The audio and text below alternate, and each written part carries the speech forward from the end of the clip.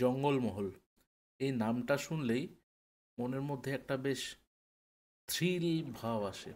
শাল পিয়াল মহুয়ার জঙ্গল, প্রকৃতির সঙ্গে একেবারে মিশে যাওয়া যায়। এই জঙ্গলমহলের অন্যতম দর্শনীয় স্থান আজকে বেলপাহাড়ি। তাই হঠাৎ করে বেলপাহাড়ি যাওয়ার প্ল্যান করলাম এবং নিজের দু চাকার বাহনকে সঙ্গী করে বেরিয়ে পড়লাম বেলপাহাড়ির উদ্দেশ্যে। মেঘটুকুর ব্লগে আপনাদের সবাইকে স্বাগত।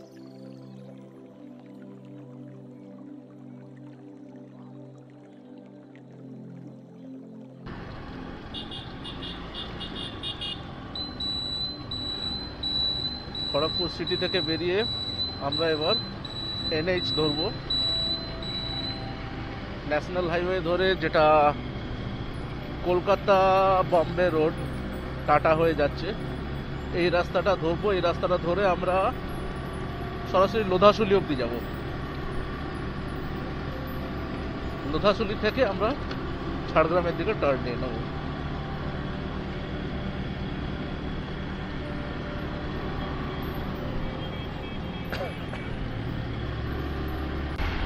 রাস্তা কিন্তু একেবারে মাখনের মতো। এইসব রাস্তায় গাড়ি চালিয়ে মজা আছে, আপনি যে গাড়ি চালান না কেন। একেবারে ঝাঁ চকচকে রাস্তা। এদিকে দেখতে পাওয়া যাচ্ছে কিনা জানি না, এদিকে যাচ্ছে ট্রেন সম্বলপুর ইস্পাত এক্সপ্রেস টিটলাগড়। এখন মালগাড়ি আছে এই সঙ্গে হাইওয়ে। বাহ, ওহো,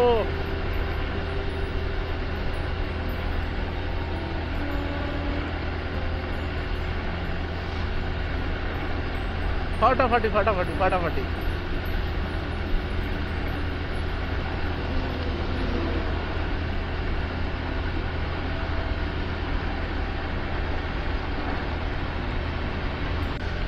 আমরা এখন যেখানটাতে যাচ্ছি এর ডান দিকেই কিন্তু কলাইকুণ্ডা এয়ারবেস।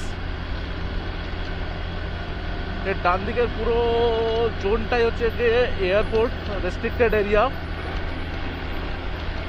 যারা একটু ট্রেনে আসেন তারা হয়তো এখান থেকে রানওয়েটা ভালোভাবেই দেখা যায়, হয়তো না, ভালোই দেখা যায় রানওয়েটা। এখান থেকে ঝাড়গ্রাম হলো আরো 23 কিলোমিটার। তবে রাস্তায় যেতে যেতে আমরা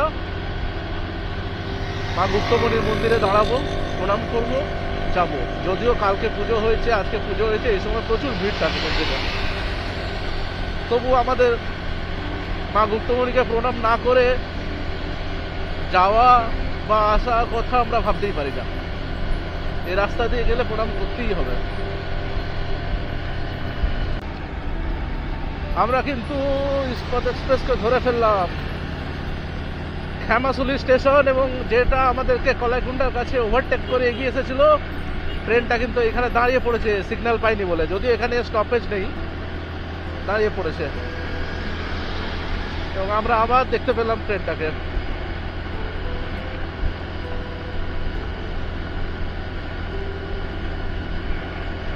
দারুণ দারুণ। দেখতে দেখতে আমরা কিন্তু পৌঁছে গেলাম সেই গুপ্তমণি মায়ের মন্দিরের কাছে। ব্যাস, এই সামনেই গুপ্তমণি মায়ের মন্দির।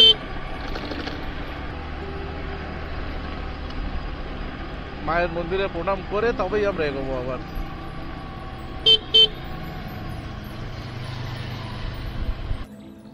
আমরা পৌঁছে গেছি গুপ্তমণি মায়ের মন্দির। একটা গাড়ি এসে দাঁড়ালো। মায়ের মন্দিরে প্রণাম করি, খুব জাগ্রত। সব গাড়ি একবার করে দাঁড়াই এখানে। মায়ের মন্দিরে প্রণাম করে আমরা এগোচ্ছি। ফেরার সময় দাঁড়াবো, দাঁড়িয়ে ভালো করে ফটো তুলবো আবার। গুপ্তমণি মায়ের মন্দিরে প্রণাম করে আমরা আবার রওনা দিলাম।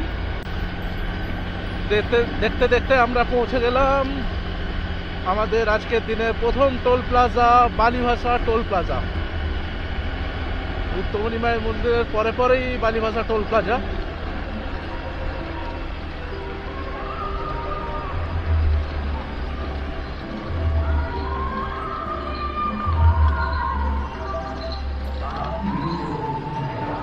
বাইকের টোল লাগবে না, আমরা এখান দিয়ে পেরিয়ে গেলাম।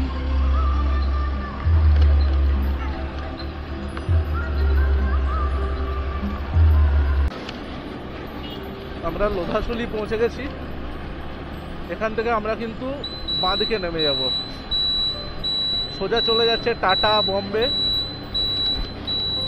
ফ্লাইওভারের উপর দিয়ে। বাট বাঁ দিকের রাস্তাটা ধরে আমরা কিছুটা এগিয়ে আবার ডান দিকে যাব টুয়ার্ডস ঝাড়গ্রাম।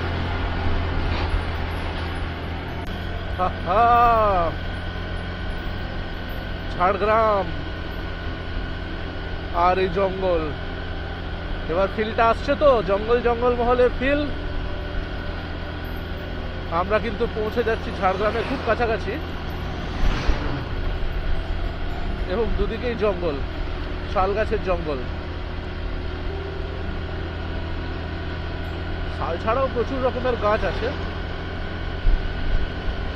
বাঁদিকের জঙ্গলটা বেশি ঘন, ডান দিকের সামনের দিকের অংশটা একটু কাটা তো হয়েছে, কিন্তু প্রথম লাইনটা পার হয়ে গেলে দ্বিতীয় লাইনটার দিকে তাকালেই বোঝা যায় জঙ্গলটা কতটা ঘন।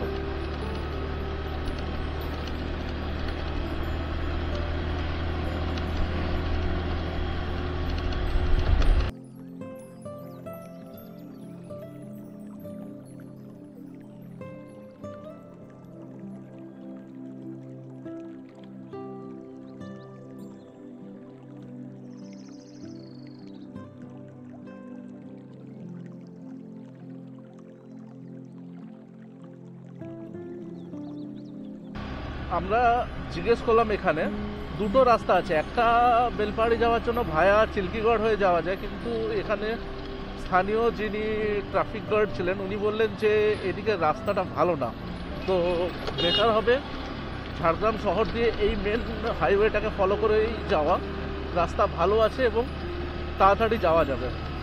তো আমরা সেভাবেই এগোচ্ছি। এতে আমাদের যেটা হলো যে আমাদেরকে ঝাড়গ্রামের ভিতর দিয়েই যেতে হবে। ঠিক আছে, আজকে তো সকালবেলা ছুটির দিন, আশা করি জ্যাম পাবো না।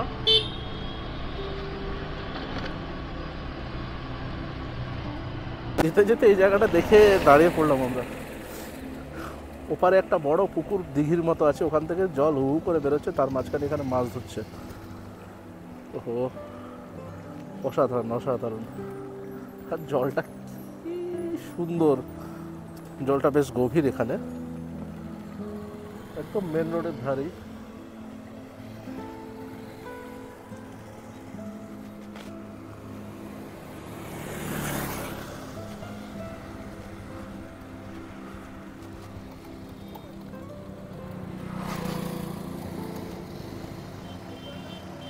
এখানেও দারুণ, ওখানেও মাছ ধরার জন্য চার টোপ মানে লাগানো হয়েছে, ফাঁদ। ওহো, দারুণ দারুণ।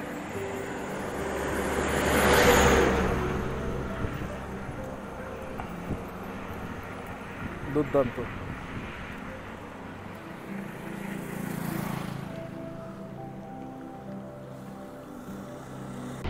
যত এগোচ্ছি বেলপাহাড়ির দিকে, জঙ্গল কিন্তু রাস্তার দুদিকে ক্রমশ বেড়েই যাচ্ছে।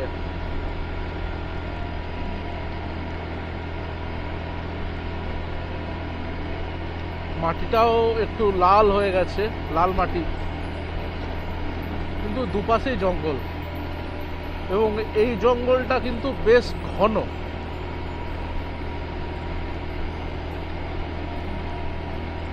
মানে পুরো জার্নিটা একটা অসাধারণ এক রকমের অনুভূতি। প্রথমে আমরা যখন NH দিয়ে এলাম, ন্যাশনাল হাইওয়ে দিয়ে, রাস্তা খুব সুন্দর, তারপরে রাস্তার দুদিকে ধান ক্ষেত, তার মাঝখান দিয়ে রাস্তা, এখন রাস্তার দুপারে জঙ্গল।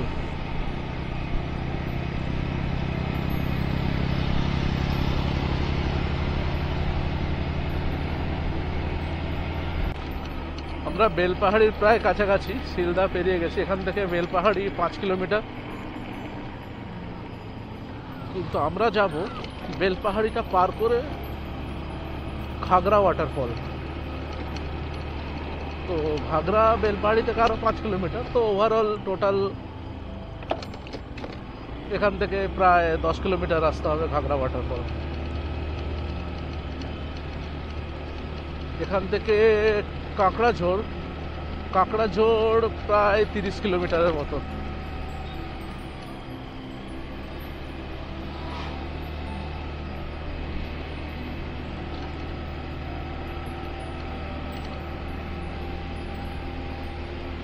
যত এগোচ্ছি জঙ্গল যেন তত বাড়ছে এবং শহরের কোলাহল থেকে বেশ দূরে আমরা।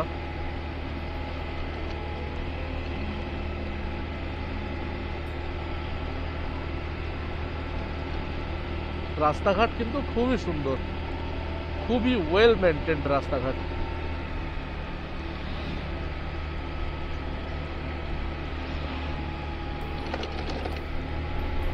এই বেলপাহাড়িতে কিন্তু আমি এই প্রথমবার কিছুটা এসে দূরে দূরে এই জার্নির পাহাড় দেখতে পেলাম, ছোট ছোট ছোট ছোট পাহাড়।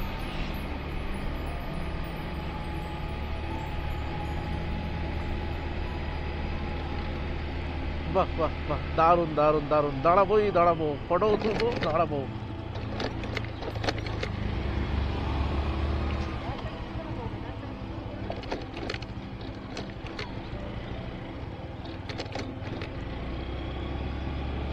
একখানা দুর্দান্ত স্পট।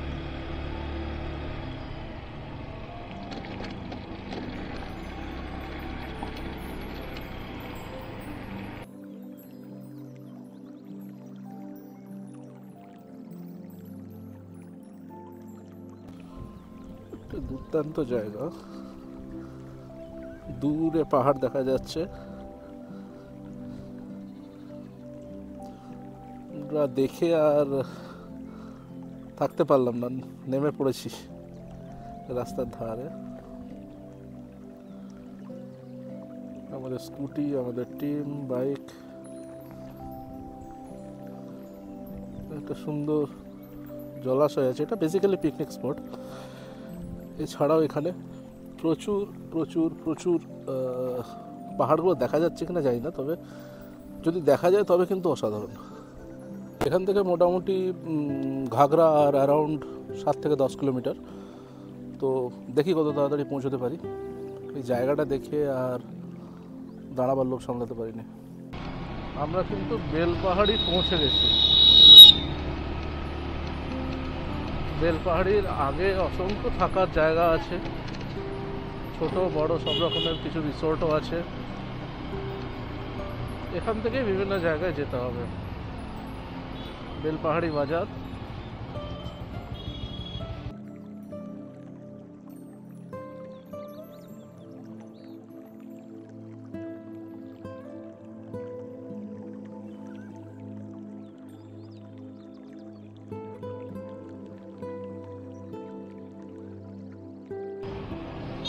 বেলপাহাড়ি মেন বাজার থেকে দুটো রাস্তা দেখবেন, একটা বাঁ দিকে গেছে, একটা ডান দিকে গেছে। তো ঘাগরা ওয়াটারফল যাওয়ার জন্য আমাদের ডান দিকের রাস্তাটা ধরতে হবে। আমরা বোট দেখতে পেয়ে গেছি ঘাগরার।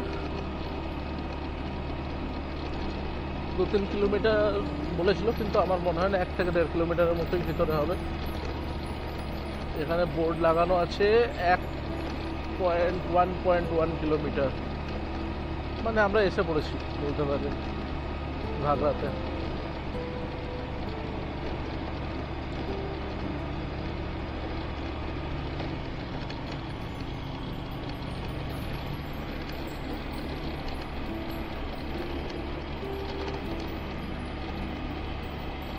আমরা ঘাগরা পৌঁছে গেছি, একদম 100 মিটারের মধ্যেই ঘাগরা ওয়াটারফল।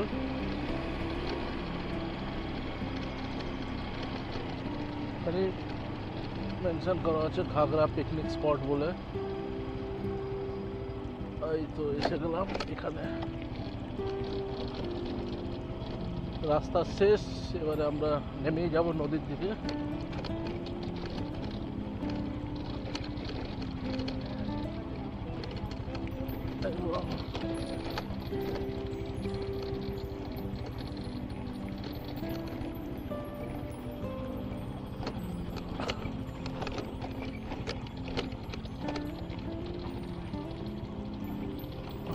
আগে রাখবো তো, আগে না রাখার কি। আমরা পৌঁছে গেছি, পার্কিং আছে সুন্দর। গাড়ি নিয়ে একদম নেমে যেতে পারবো নিচ অব্দি।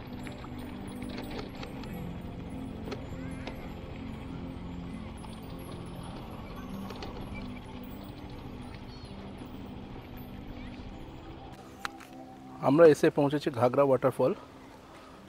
জাস্ট একদম বাইক নিয়ে নিচে নেমে পড়েছি। এবার এখান থেকে দেখতে দেখতে আমরা উপরে উঠবো।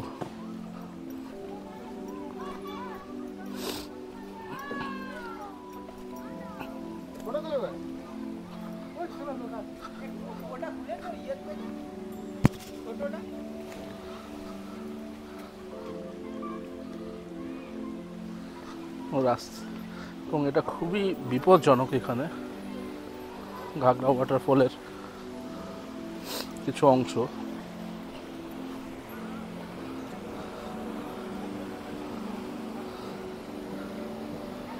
ফার্স্ট ভিউ, এখানে অনেকজন পড়েছে বহুবার।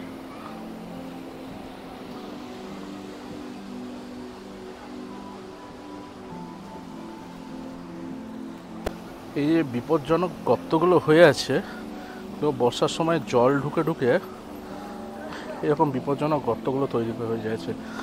মানে বোঝাই যায় জলের স্রোতটা কত তীব্র এখানে।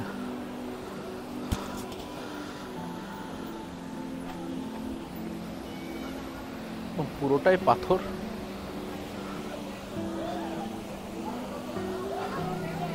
এবং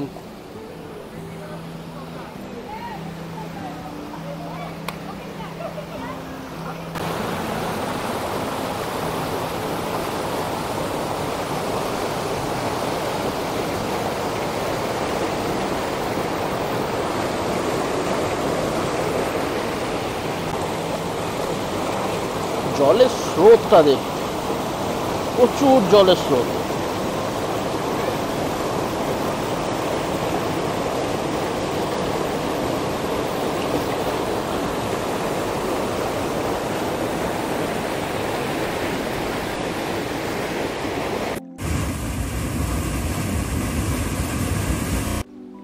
এখন কিন্তু বেশ গরম লাগছে। পুরো ওয়াটারফলটাও খালি ছিল বলে আমরা খুব ভালোভাবে ঘুরেছি। বোঝাই যাচ্ছে বর্ষাকালে প্রচুর জল আসে এবং জল এতটাই বেশি হয় যে পুরো যে এই পাথরের যে অংশগুলো আছে, আমি দেখাচ্ছি ক্যামেরাটা ঘুরিয়ে, তো পাথরগুলো কিন্তু ডুবে যায়। মানে জল অনেকটা উপর অবধি আসে।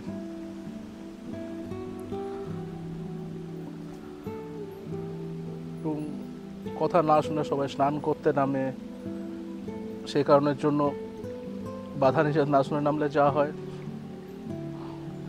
অনেকজন মানুষ মারা গেছেন। যাই হোক, এখানে আসবেন, অবশ্যই আসবেন। জায়গাটা অত্যন্ত ভালো, দারুণ একটা পিকনিক স্পট, দুর্দান্ত পিকনিক স্পট। এবং এখানে সুন্দরভাবে এসে ঘুরে তাকিয়ে বসার ব্যবস্থা আছে, কিছু এখানে দোকানও আছে ওইদিকে।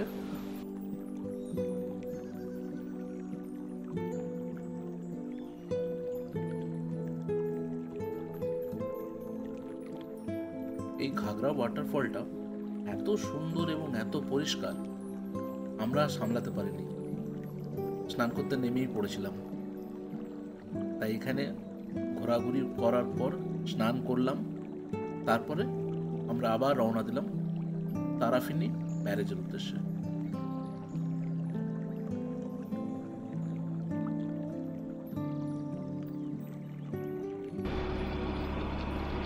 রাস্তার সৌন্দর্য এক কথায় মানে বলে বোঝানো যাবে না ভাষায়। দুর্দান্ত দুর্দান্ত রাস্তা।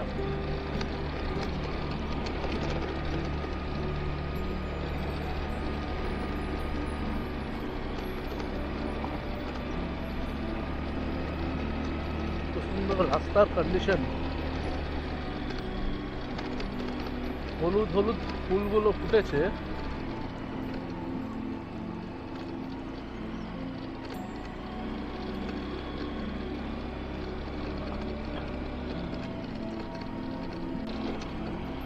তারাফিনি ব্যারেজের বোর্ড লাগানো আছে, কাছাকাছি পৌঁছে গেছি।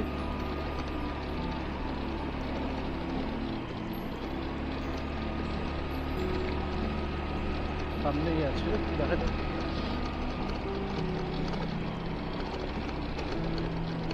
হলুদ ফুলগুলো কি ফুল জানি না, তবে পুরো জায়গাটা ভর্তি হয়ে আছে।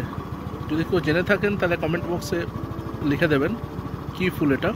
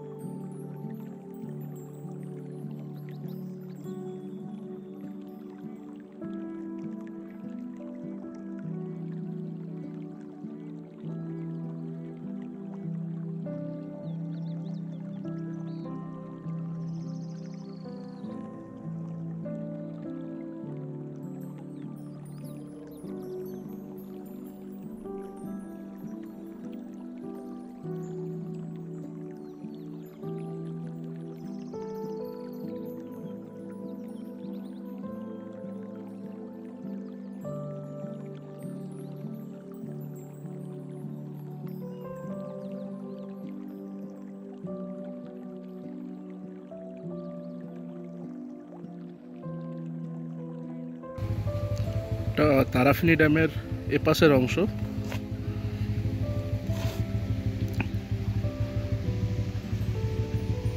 দূরে গাদাসিনী পাহাড় দেখা যাচ্ছে।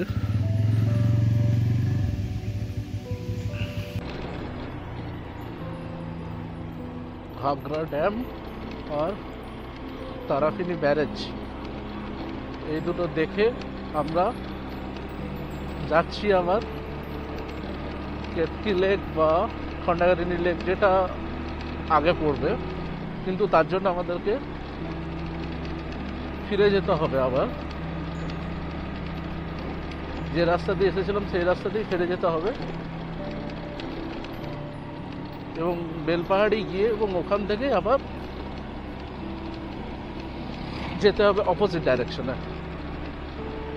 কিন্তু সমস্ত স্পটগুলো এখান থেকে অ্যাভারেজ 10 থেকে 15 কিলোমিটারের মধ্যেই, শুধু কোকরাঝড়টা একটু দূরে পড়ে, অ্যারাউন্ড 30 কিলোমিটার। বাকি কিন্তু সবগুলোই 10 থেকে 15 কিলোমিটার রেডিয়াসের মধ্যেই।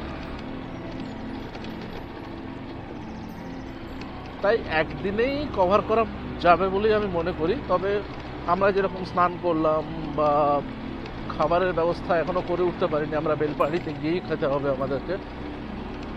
অবশ্য শীতকালে এই ঘাগরা যে মানে যে ঝর্ণাটা আছে ঘাগরা ওয়াটারফলের কাছে, এখানে কিন্তু খাওয়ার ব্যবস্থা হয়।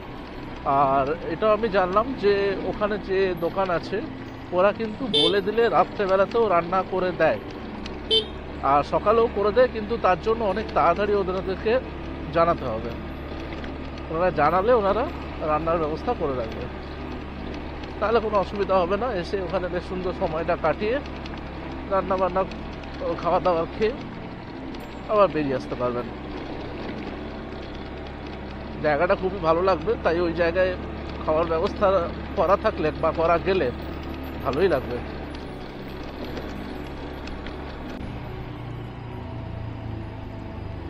এইদিকে গেলে কিন্তু গাদ্রাসিনী পাহাড়,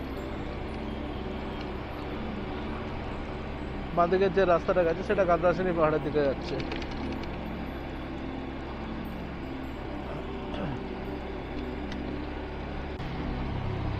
রাস্তাটা দেখার মতো, একেবারে মসৃণ রাস্তা। ওহো, বাঁদিকে রয়ে গেল কিন্তু গাদ্রাসিনী পাহাড়।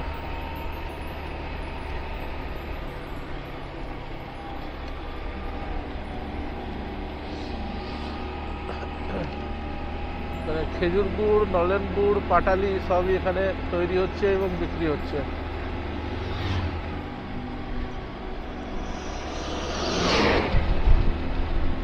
লেক যাওয়ার রাস্তায়, রাস্তাটা অসাধারণ অসাধারণ, জঙ্গলের মধ্যে প্রচুর মানুষ এখানে দাঁড়িয়ে ফটোশ্যুট করছিল। তো ফটোশ্যুট করবার লোভ আমিও সামলাতে পারলাম না, নেমে পড়লাম।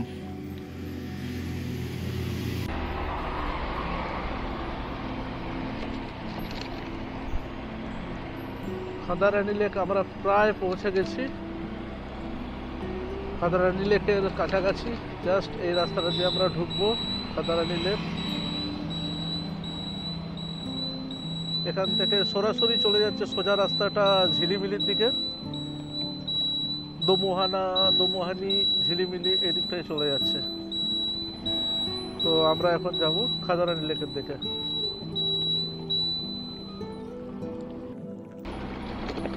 রাস্তাটা এবার কিন্তু পুরোপুরি জঙ্গলের মধ্যে দিয়ে,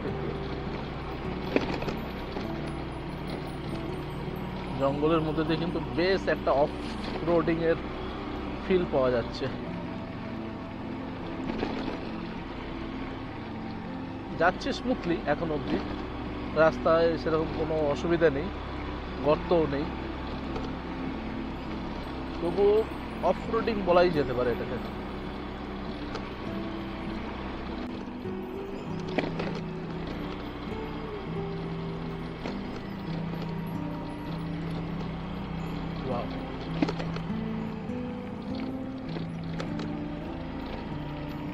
দারুণ দারুণ।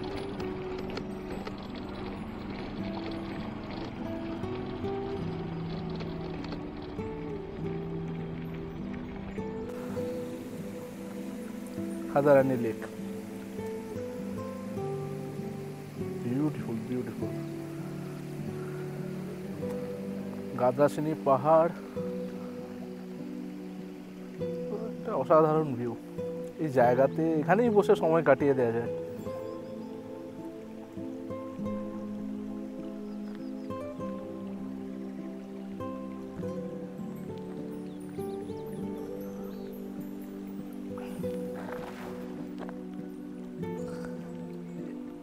এদিকে দূরে কিছু পাহাড় আছে,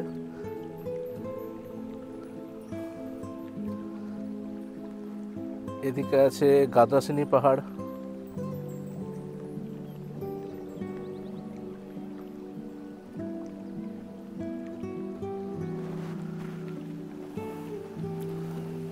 দারুণ জায়গা। অবশ্যই শীতকালে বা পিকনিকের সিজনে জায়গাটা আরো বেশি জমজমাট হয়। এখানে একটু ড্যামের মতো আছে, ড্যাম থেকে জল ছাড়া হয়েছে। ওহো, দারুণ লাগছে। জল ছাড়া হয়নি, জলটা বেরিয়ে আসছে। এটা এক্স্যাক্টলি ব্যারেজ নয়, জলটা ধরে রাখার জন্য এখানে একটা বাঁধের মতো দেওয়া হয়েছে।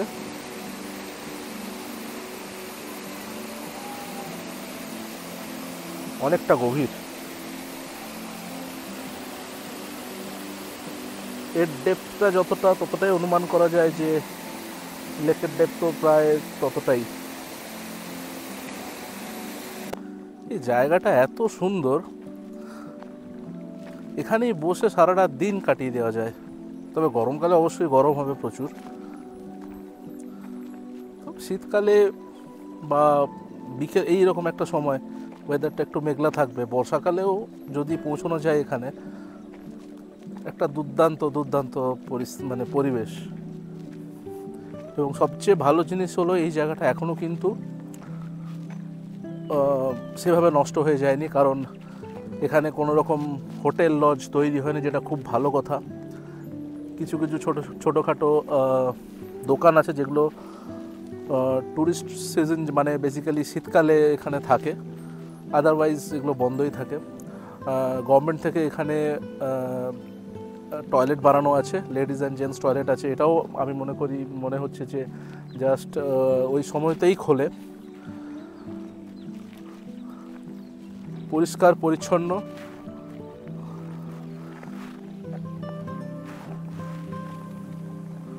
মন ভরিয়ে দেওয়ার মতো জায়গা। এখানে অবশ্যই সানসেট এই সময়টা আসা মানে সবচেয়ে ভালো সময়, সানসেটের সময় আসা। যে সামনে যে গাছটা আছে না, এই গাছটায় ক্যামেরায় বোঝা যাচ্ছে কিনা জানি না, অজস্র টিয়া পাখি ভর্তি হয়ে আছে এই গাছটায়। আওয়াজ পাওয়া যাচ্ছে, সব ভিতরে ভিতরে ঢোকা আছে। কিছুক্ষণ আগে সব ঝাঁক উড়ে এসে বসলো।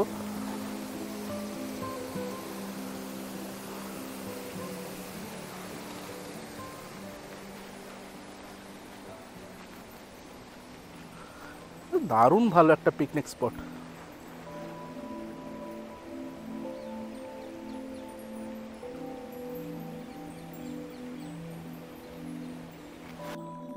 জায়গাটা খুব সুন্দর পিকনিক স্পট, তবে পিকনিক করতে আসলে একটু আগেই আসতে হবে, আদারওয়াইজ এখানে জায়গা পাওয়াটা একটু ডিফিকাল্ট। যদিও অনেক বড়, চতুর্দিকে অনেক জায়গা আছে,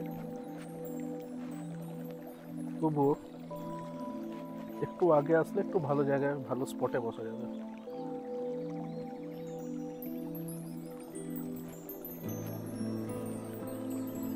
যত সন্ধে হয়ে আসছে জঙ্গলের অন্ধকার তত গাঢ় হচ্ছে।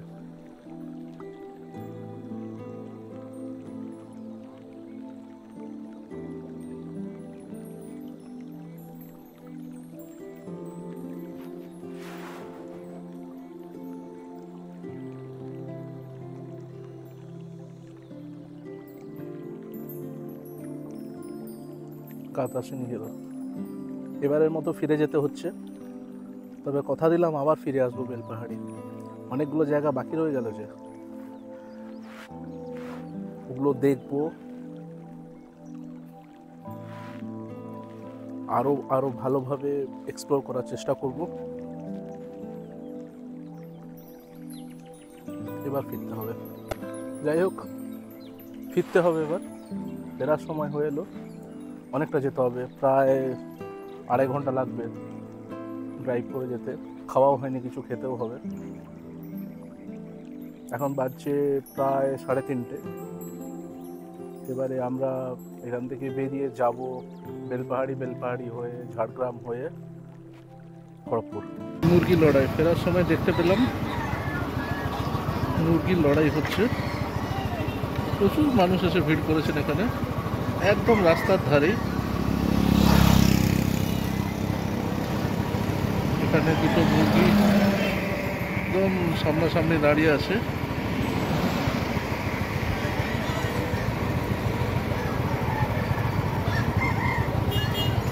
এখন এই জঙ্গলমহলের কিছু অংশে অল্প স্বল্প মুরগির লড়াই হয়, জঙ্গলমহলের কিছু অংশে অল্প স্বল্প মুরগির লড়াই হয়। বর্তমান সময়ে বেলপাহাড়ি এবং তার আশেপাশে এরিয়াতে অজস্র হোমস্টে, রিসোর্ট হয়ে গেছে, তো থাকার জন্য কোনো অসুবিধে নেই। তবে যেটা আপনাদেরকে প্ল্যান করে নিতে হবে, যে হোমস্টেতে থাকবেন বা যে রিসোর্টে থাকবেন তাদের সাথে যোগাযোগ করে নিয়ে কমিউনিকেশনের ব্যবস্থাটা অবশ্যই আগে থেকে কনফার্ম করে নেবেন, কারণ লোকাল কমিউনিকেশন খুব একটা ভালো নয়। অটো পাওয়া যায়, তাও লিমিটেড। আমরা যে 3টে জায়গা কভার করেছিলাম তার মধ্যে একমাত্র ঘাগরা ওয়াটারফলের কাছে, একদম কাছে বলা যাবে না, 1 কিলোমিটারের মধ্যে একটাই মাত্র হোমস্টে আছে, এটার ফটো আমি দিয়েছি এখানে।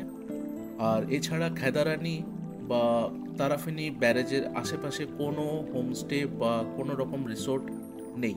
বেলপাহাড়ি থেকেই কভার করতে হবে। কলকাতা থেকে বেলপাহাড়ির দূরত্ব কম বেশি 210 কিলোমিটারের মতো। আপনাদের যেতে হবে খড়গপুর হয়ে। মেদিনীপুর দিয়েও যাওয়া যায়, এতে 1-2 কিলোমিটার একটু কম পড়ে, তবে আমি অলওয়েজ রেকমেন্ড করব যে আপনারা যেন খড়গপুর, ঝাড়গ্রাম হয়ে যান। এই রাস্তাটা খুবই ভালো কন্ডিশনে আছে রাস্তা, ড্রাইভ করতে খুবই ভালো লাগবে। 10 কিলোমিটারের মতো বেশি পড়লেও আপনারা তাড়াতাড়ি পৌঁছবেন। যদি আপনারা ট্রেনে বেলপাহাড়ি আসতে চান, বেলপাহাড়ির সবচেয়ে কাছে রেলওয়ে স্টেশন হলো ঝাড়গ্রাম, এবং সকাল সকাল যদি ঝাড়গ্রাম পৌঁছতে চান সবচেয়ে বেস্ট অপশন হাওড়া থেকে 12021 বার্ডবিল জনশতাব্দী এক্সপ্রেস, যেটা 6:20 ছেড়ে 8:30টার মধ্যে পৌঁছে যায়। এছাড়া রয়েছে ইস্পাত এক্সপ্রেস, যেটাও 6:35 হাওড়া ছেড়ে ঝাড়গ্রাম 8:45-এর মধ্যে পৌঁছে যায়। ঝাড়গ্রাম থেকে বেলপাহাড়ির দূরত্ব 40 কিলোমিটারের মতো। ঝাড়গ্রাম স্টেশনের বাইরে থেকে আপনারা গাড়িও পেয়ে যেতে পারেন, বা হোমস্টে বা রিসোর্টকে বলে রাখলে ওরা গাড়ি পাঠিয়ে দেবে। ট্রেনে ফিরতে চাইলে বিকেলের দিকে দুটো খুব ভালো অপশন। বিকেল 3:30-টের সময় ইস্পাত এক্সপ্রেস আছে, যেটা 3:30-টের সময় ঝাড়গ্রাম স্টেশন ছাড়ছে এবং 7টার মধ্যে পৌঁছে যায় হাওড়া। এছাড়া রয়েছে জনশতাব্দী এক্সপ্রেস, যেটা 6:15 নাগাদ ঝাড়গ্রাম স্টেশন থেকে ছেড়ে 9টার মধ্যে হাওড়া পৌঁছে যায়। এছাড়া রয়েছে ধর্মতলা থেকে ঝাড়গ্রাম অবধি সরকারি বাস পরিষেবা, বাসেও আপনারা আসতে পারবেন ঝাড়গ্রাম। আজ তাহলে এই পর্যন্তই, খুব তাড়াতাড়ি দেখা হবে। ভালো থাকবেন, সুস্থ থাকবেন।